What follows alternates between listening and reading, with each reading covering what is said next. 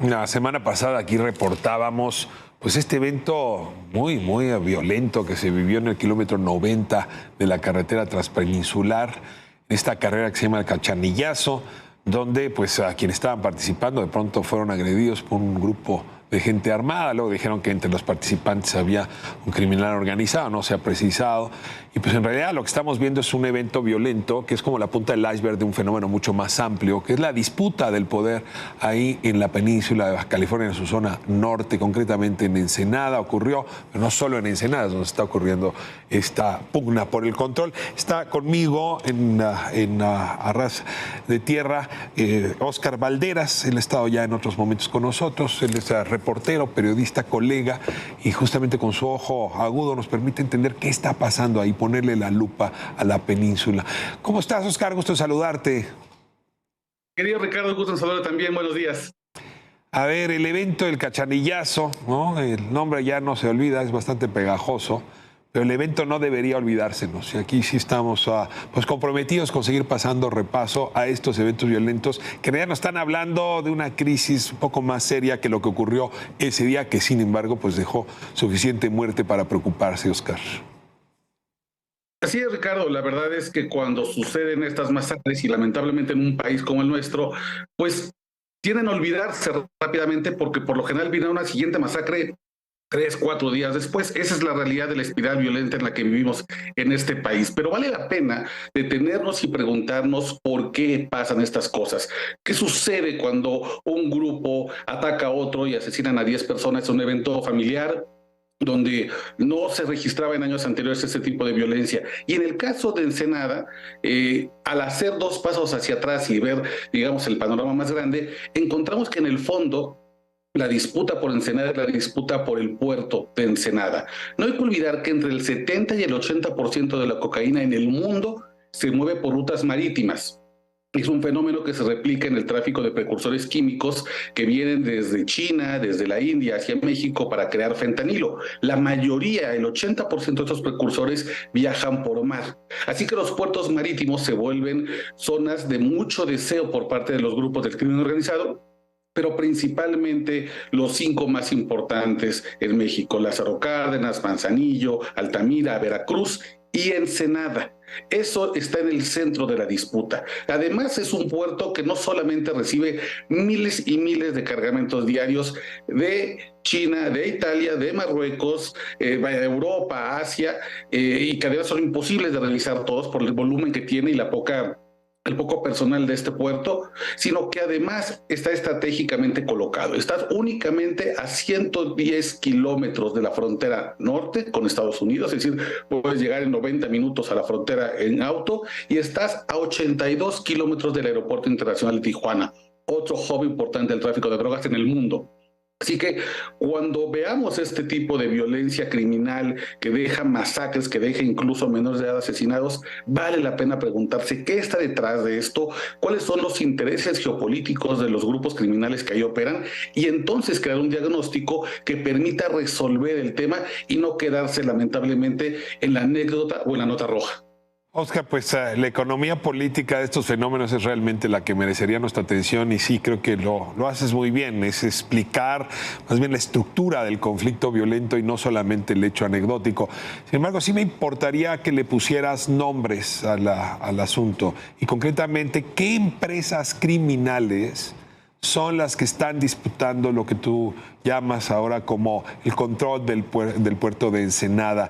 ¿Y por qué estas personas que fueron acribilladas? Porque mencionan que uno de ellos era presuntamente líder de una de las ramas de las empresas criminales que están en la zona. Entonces, ¿me ayudas un poco a ponerle ahora nombre a esta discusión que tú planteas aquí a Ras de Tierra? Claro, desde el siglo pasado los grupos criminales han tenido el puerto de Ensenada como un lugar de máximo interés.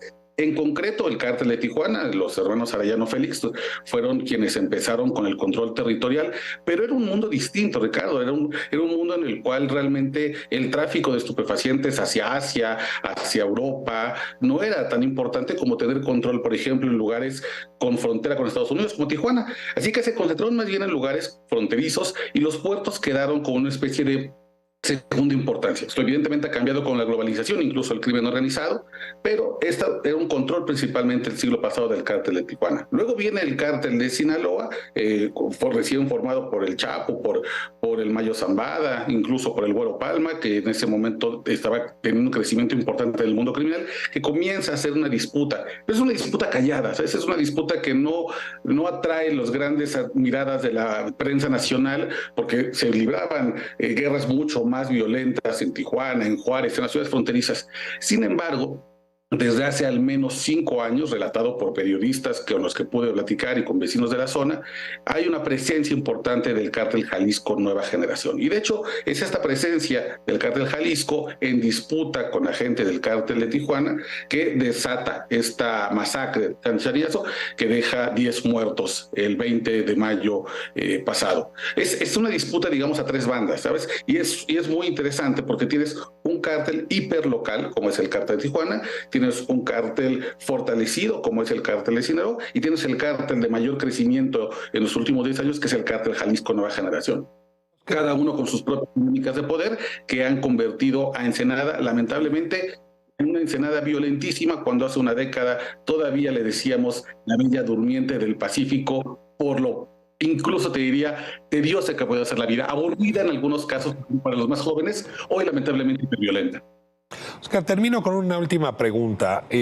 A ver, ya entendimos con tu explicación que Ensenada es un puerto donde están llegando los precursores químicos, está llegando fentanilo, la puerta de salida hacia Tijuana la vuelve muy apetitosa. Te pregunto si han localizado laboratorios ahí, porque sabemos que están vendiendo pues ya comprimidos, ¿no? Productos derivados del fentanilo en la frontera entre Tijuana y San Diego. Lo que te pregunto es si en esa zona de Ensenada, del Valle de Guadalupe, de Santo Tomás, podrían estar también ubicados laboratorios, y esto vuelve todavía más complicado el asunto, ¿o es solamente el producto? No, también es una zona de elaboración de drogas sintéticas.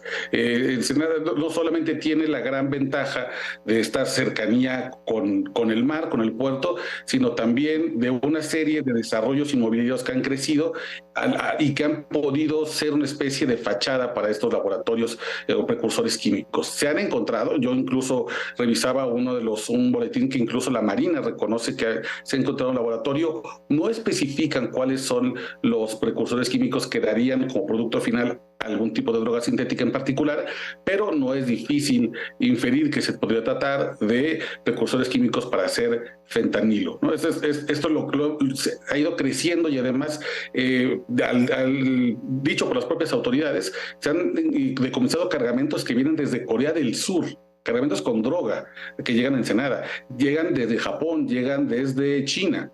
Incluso unas horas antes de que se realizara la masacre del Cachanillazo, la propia Secretaría de Marina reconoció que había encontrado un cargamento muy importante de cocaína. Así que no solamente es un puerto activo en el tema de la recepción de drogas, también es un puerto que ha sido la bendición y la maldición de Ensenada. Por un lado, de todo el crecimiento económico y por otro, la violencia criminal. Oscar Valderas, no sabes cómo te agradezco esta perspectiva que nos ofreces sobre un hecho criminal y nos permite entender lo que está pasando en amplios territorios de nuestro país. Este espacio te recibe con mucho agradecimiento. El agradecido soy yo, querido Ricardo. Muy buen día. Hasta pronto, Oscar. Vamos a una